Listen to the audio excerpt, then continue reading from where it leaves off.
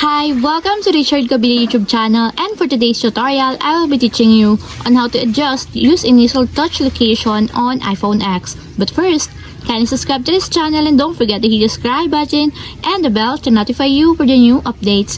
And let's start. Using your iPhone X from your home screen first, go to Settings. Then in the Settings, scroll down and find the Accessibility and then Tap. Then in the Accessibility, scroll down again and go to Physical and Motor section and then tap the Touch. Then in this part in the Touch, scroll down again and then find and tap the Touch Accommodations.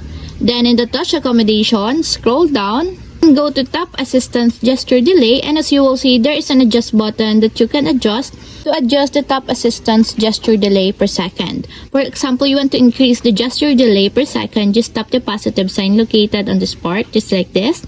And if you want to lessen or decreases the gesture delay per second, just tap the negative sign located also on this part.